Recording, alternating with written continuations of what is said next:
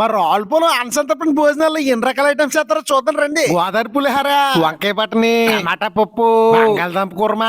మా గోదావరి మొక్కల సాంబార్ ఎరక తీసేస్తారండి బాబు, మామూలుగా ఉండదు. నోట్లో ముద్దెట్టుకుని లొంగెట్టుకుని బలి తినేస్తారండి బాబు, మామూలుగా ఉండదు. గుళ్ళో కమిటీ అంతా కలిపి ఎంతమంది వచ్చినా కానీ బల్లే బల్లే వడ్డించేస్తారండి బాబు, మామూలుగా ఉండదు. అన్సంతరపడిన భోజనాలు అంటే ఆ రోజంతా ఊళ్ళో పెళ్లిలా ఉంటదండి బాబు. ఈయన మా మైక్ సెట్ కృష్ణారెడ్డి గారండి, ఈయన సౌండ్ వేయారంటే బాక్సులు దద్దరిల్లిపోద్దండి బాబు, మామూలుగా ఉండదు. ప్లేట్ తీసుకుని పులిహార వేసుకుని 4 రకాల కర్రీలు వేసుకుని అలా ముందుకు వచ్చేయనండి. వాసన చూస్తే అద్దరిపోయిందండి, మామూలుగా లేదు. పులిహార తీసుకుని 2 కాళ్ళకి అద్దుకుని అలా తినేటప్పటికి అయిపోయి ఉందండి. ఓ పక్కన కమిటీ పెద్దలు మాట్లాడుకుంటున్నారండి, ఇంకో పక్కన తెల్లన్నం పెట్టించుకుంటున్నానండి. తెల్లన్నంలో బంగాళదుంప కూరమా వేసుకుని అలా తింటే బలే ఉందండి. మిగిలిన అన్నంలో సాంబార్ వేసుకుని అలా కలుపుకుని తింటే అయిపోయి బలే ఉందండి. సాంబార్ ముద్ద అలా పెట్టుకుని వెన్న కూర ముద్ద అలా తినేటప్పటికి అయిపోయి నంచుకుంటే బలే ఉందండి. ఇంకొంచెం అంత తెల్లన్నం పెట్టించుకుని చల్లగా పెరిగి వేసుకుని అలా తింటే అయిపోయి బలే ఉందండి. మరి నేను తింటుంటాను, మరి మళ్ళీ చూడలు కలుద్దామండి, ఉంటానండి.